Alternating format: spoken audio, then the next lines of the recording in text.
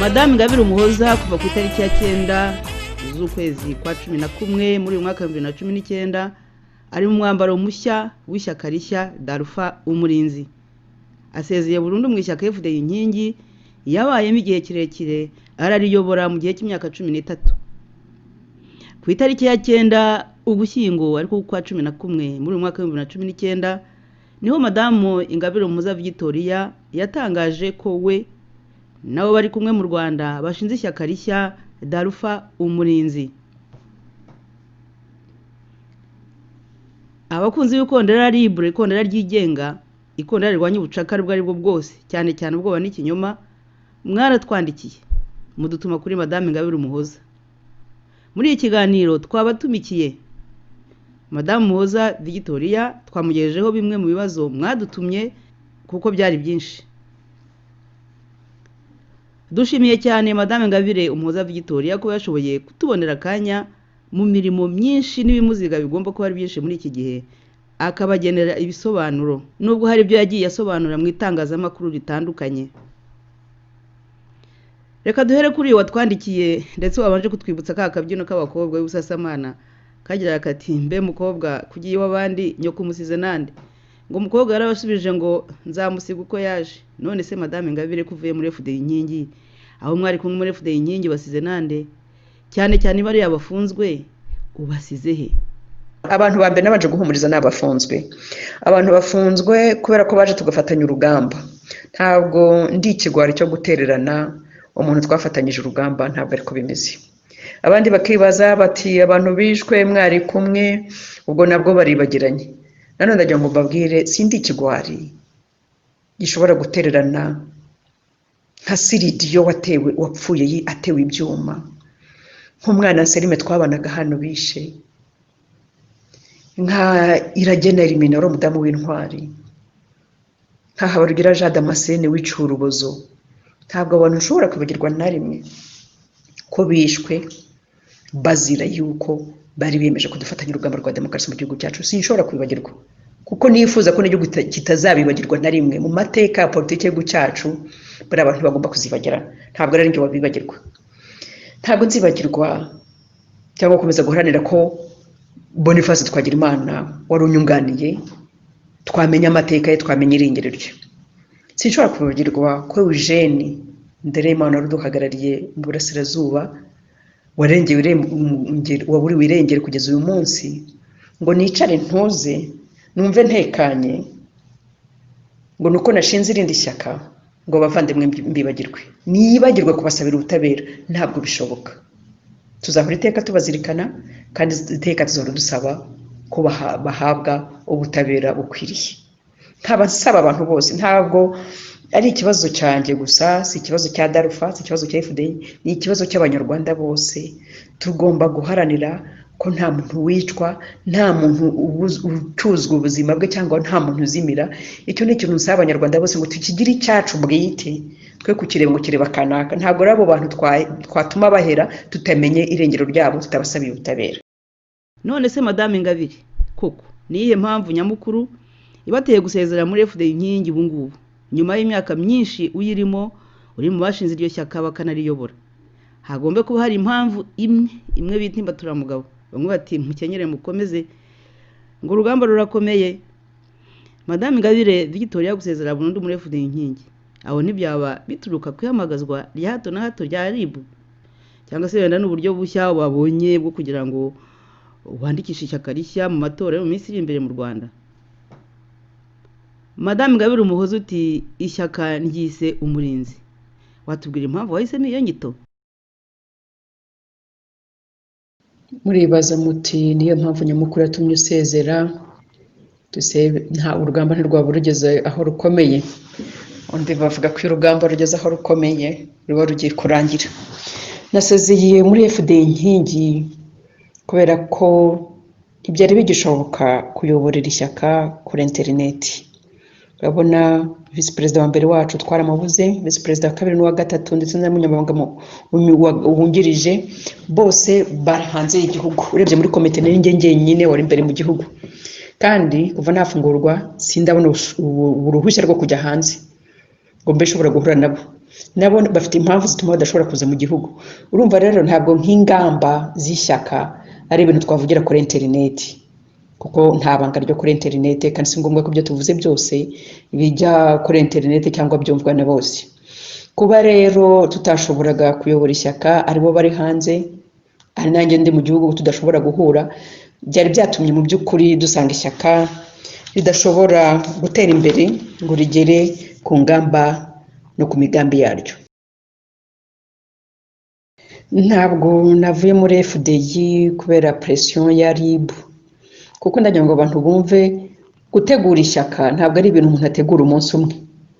Murabona amaze umwaka umwe mfunguwe, twagerageje gukora ariko tugira igihe cyo kubona ko bidashoboka, ko tudashobora guhura kandi tudashobora no gukorera politike kuri interineti. Tugira igihe rero cyo gutekereza ikigomba gukorwa n'iki, birakorwa biti. Ntangira gutegura ishyaka rishya n'abarwanashyaka bashya, ngira igihe cyo kuvugana abo hanze bagiye cyo kuvugana n'abarwanashyaka, ngira igihe nanjye cyo kuvugana n'abarwanashyaka ba hano, kugeza igihe dushyira ibintu ku murongo no kugeza igihe tubitangarije. Kuba hagati aho harabayemo impagarwa rya RIB ntabwo ari byo byari gutuma gahunda twarimo tuyihagarika cyangwa se bigira ukundi bigenda. Ntabwo rero kujya gushakisha impamvu zindi, ni pressure ashyizweho na RIB,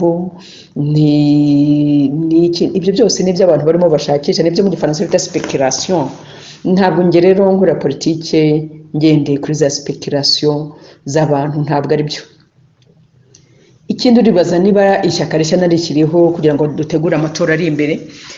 Oya, nabyo nibyo. Ishyaka twashyizeho riramutse ryanditswe, urubuga rwa politiki rugafungurwa ku buryo abaturage tuba tuzi ko bashobora gutorera abantu mu bwisanzure, kwishyiraho inzego z'ubuyobozi mu bwisanzure, nta cyatuma tutagira uruhare mu matora ayo ari yo yose, kuko no mu byo duharanira mu mahame ya demokarasi twifuza ko afata imizi mu gihugu cyacu, nuko igihugu cyacu gira imiyoborere myiza yindi ituma abaturage bagira uruhare rukomeye mu kwishyiraho abayobozi. Urumva rero dufite uruhare rukomeye mu guhindura ubuzima bwa politiki mu gihugu cyacu. Ntabwo rero ibyo tuzabitezukaho, tuzabikomeza. Nicyo ishyaka Darufa umurinzi rigiye gushyiramo imbaraga no gukomeza kubaka mu gihugu cyacu. Uravuga uti umurinzi bivuga iki? Turimo dushaka izina ry'ishyaka, twabanje kureba aho dushaka kuzashyira imbaraga. Tugomba gushyira imbaraga ku bijyanye n'iterambere mu gihugu cyacu, kuko u Rwanda ubukene buragenda bwiyongera mu buryo bukabije, cyane cyane mu byaro.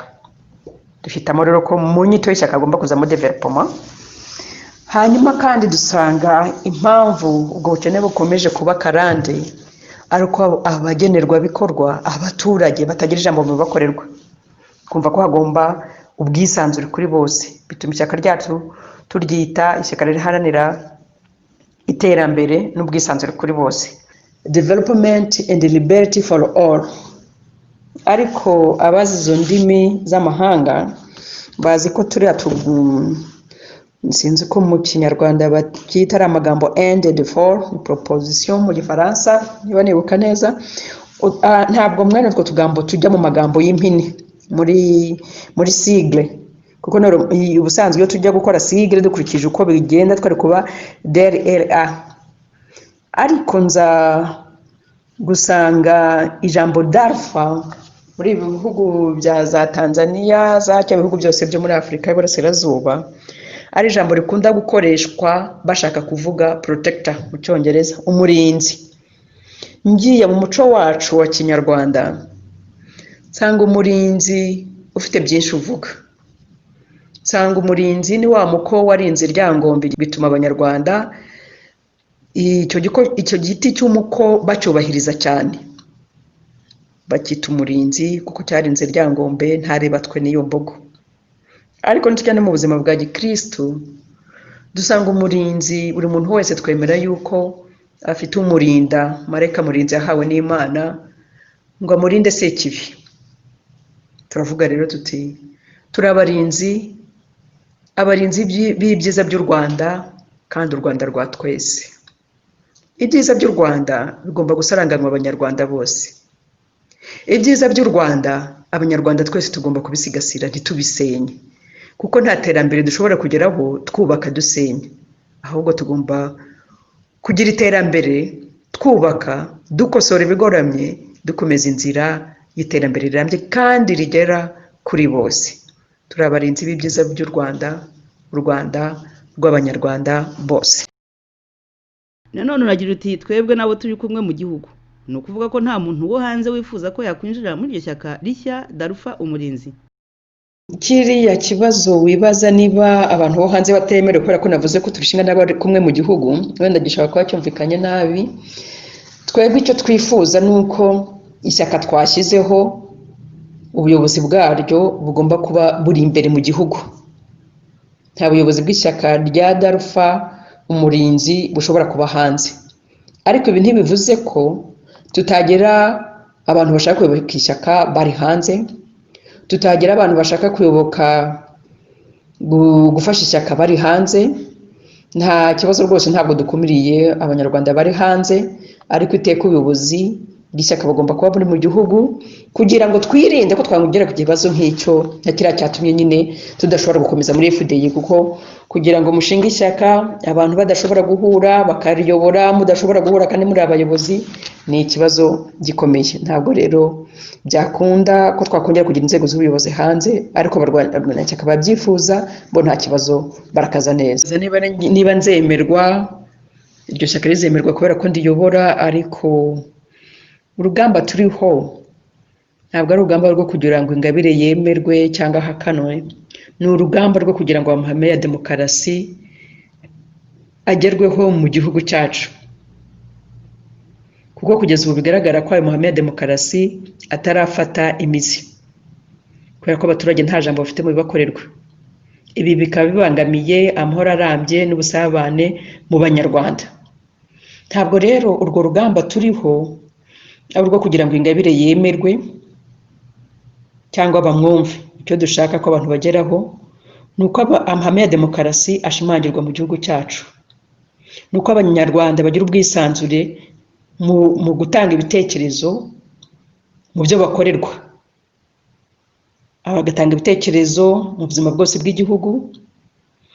Abashaka gukora politiki bagahabwa rugari bagakora politiki, amaradiyo akigenga, imiryango sosiyete sivile ikigenga, ubutegetsi bugatandukanywa, ari ubutegetsi nyubahirizategeko, ari ubutegetsi nshingamategeko, ari ubutabera bukigenga, imibereho myiza ishobora gutuma abaturage bashobora kwishyiriraho abayobozi.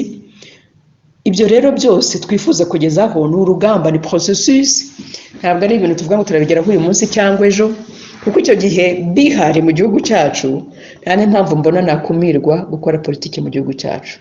Ibaza niba n'igihe uri umuyobozi, ngira ngo warabibonye, nibyo ninjye wabaye umuyobozi w'agateganyo, ndetse no mu minsi iri imbere turabagezaho abandi bose tuzafatanya mu buyobozi.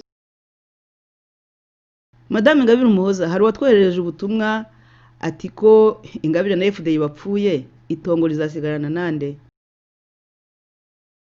Ko uriya muntu wakwandikiye akubwira ngo nyuma y'urupfu rwa Ingabire inkingi ngo itongo risigaranye nde, hari ikintu abantu bibeshya. Ishyaka ntabwo ari umuntu, ntabwo FDI yari igizwe na Ingabire, na Ingabire ntabwo ari FDI. Ishyaka riba rigizwe n'abantu bahuriye ku bitekerezo bakishyira hamwe bagashinga ishyaka. Iyo umwe avuyemo rero ntabwo ubuzima bw'iryo shyaka buhagarara. Niba nafashe icyemezo cyo kujya gushinga ishyaka imbere mu gihugu, n'abarwanashyaka turi kumwe imbere mu gihugu, ntabwo bivuze ko ubuzima bwanjye buhagarare. Ntabwo napfuye, ndacyariho kandi ndacyakomeza urugamba. Reka tugaruke kuri darufa umurinzi.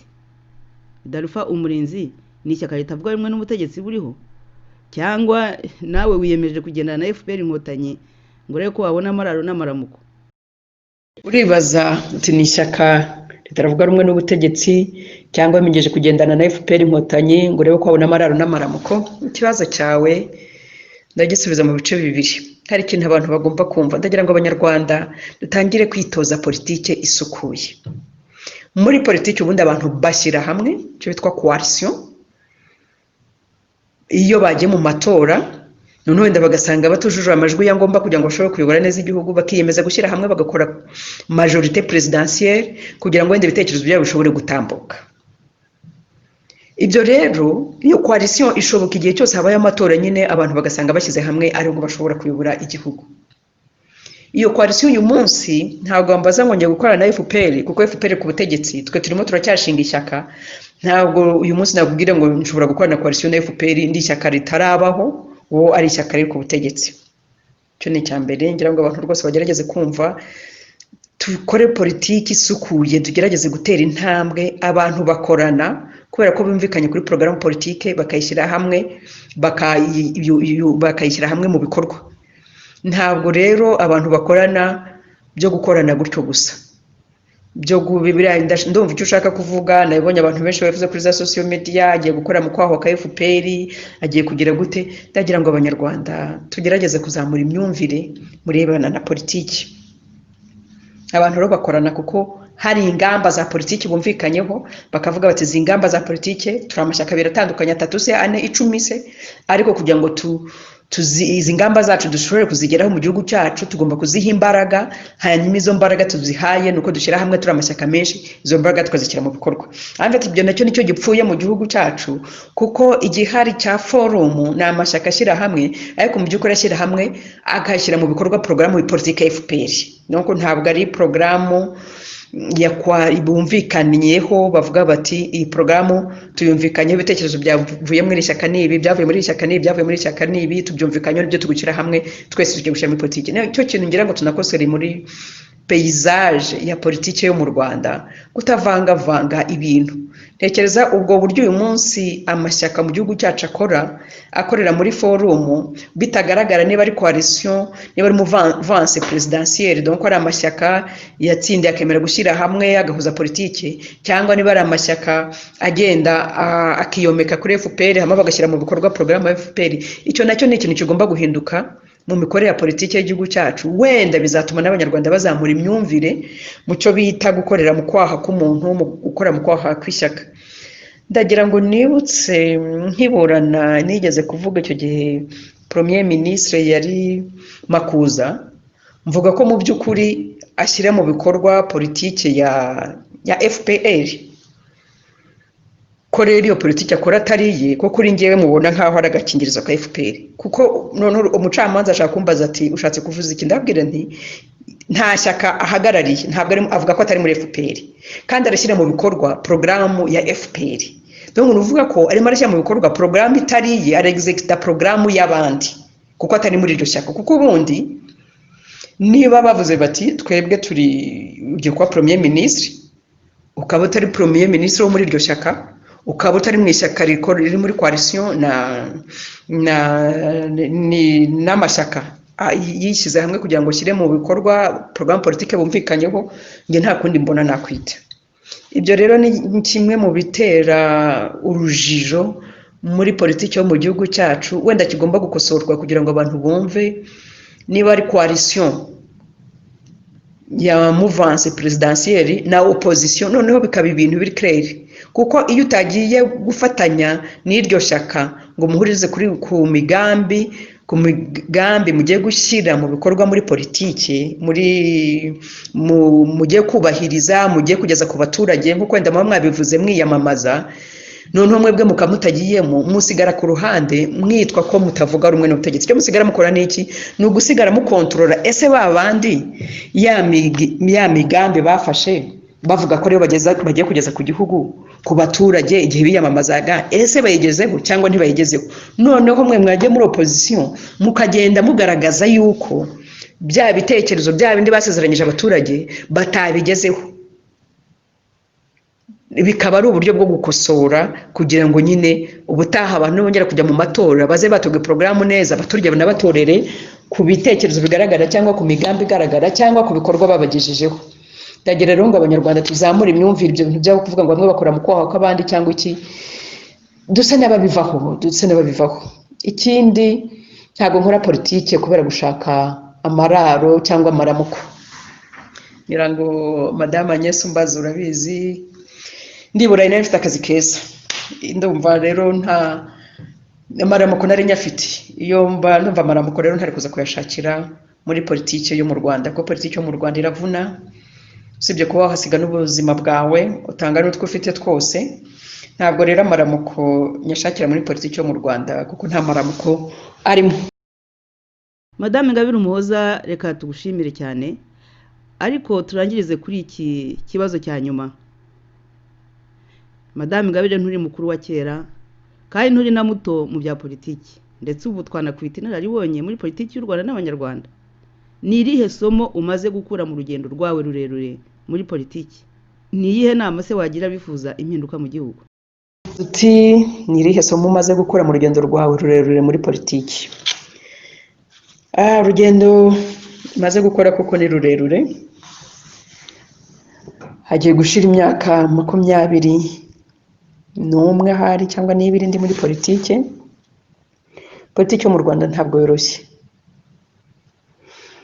Impamvu itoroshye ni uko dufite ikibazo cy'uko nta bwisanzure buhari mu gutanga ibitekerezo mu guhamya amahame ya demokarasi. Abashaka rero gukora politiki bose icyo nabasaba ni ukubanza guharanira ibyo. Kugira ngo tubigereho rero bisaba abantu kwitanga. Ntabwo utitangiye igikorwa gutanga imbaraga zawe utanga igihe cyawe ntacyo ushobora kugeraho.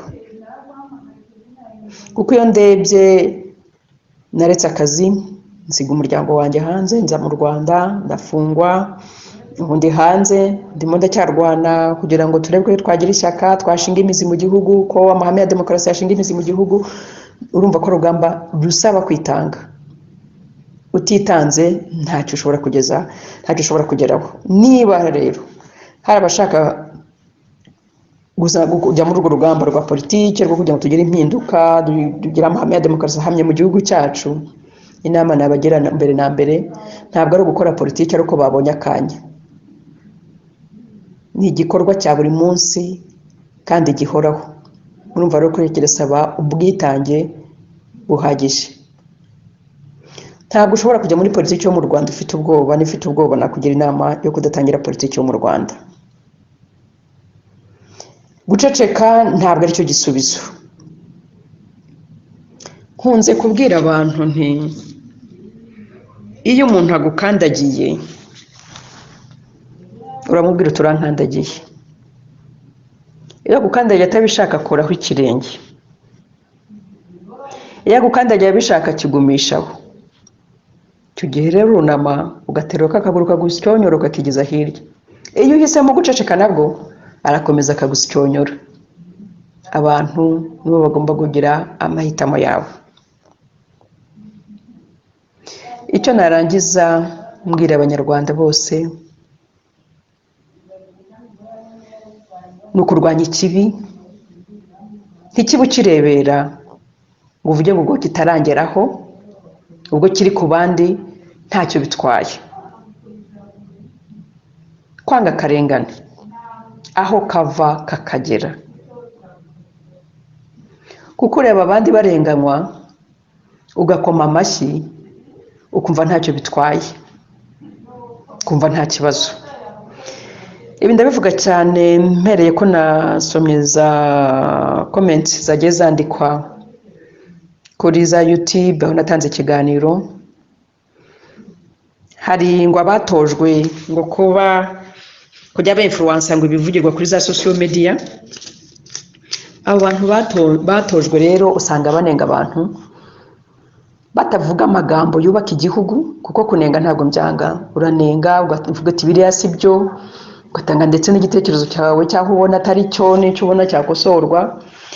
Ariko iyo unenga utukana uvuga amagambo y'amacakubiri ukumva ntacyo bitwaye kuko ngo wabiherewe uburenganzira bakubwiye ngo ujya ku influencer ujya kwandika ibyo ushaka kuri social media, ntabwo bubaka u Rwanda, urasenya u Rwanda. Ndagira ngo mbwire abo bantu rero batojwe ngo kugira ngo bajye kugira za influence kuri za social media, ndabasaba kugira ubupfura. Tuba imfura tugira ubupfura. Gutukana ntacyo bimaze. Ni ngutanga igitekerezo cyubaka ariko kuzana amagambo y'amacakubiri ngo abantu barasa n'ingagi ngo babajyane muri parike, uri umunyarwanda w'uyu munsi muri 2019 tugiye kwinjira muri 2020, ubwo se urumva utanasebya babandi baguha iyo misiyo yo kujya ku influencer kuri za social media? Urabasebya cyane kuko uragaragaza nyine imitekerereze mufite. Ibyo rero ndabirwanyije, ngasaba abanyarwanda ngo tumenye ko u Rwanda ari urwa twese, twibuke cya gisakuzo kandi tugigire icyacu, bibe umuco wacu nk'abanyarwanda. Cya gisakuzo bavuga ngo habuze umwe ntitwarya. Utekereze ko iyo uvuze ngo biriya niba byice, biriya niba reba iyo babinyuza, wibuke ko ari abanyarwanda urimo uvuga, abanyarwanda nkawe. Ndasaba abanyarwanda bose kumva ko u Rwanda ari urwacu twese, tugomba kurubanamo mu mahoro, mu bwumvikane no mu bwubahane.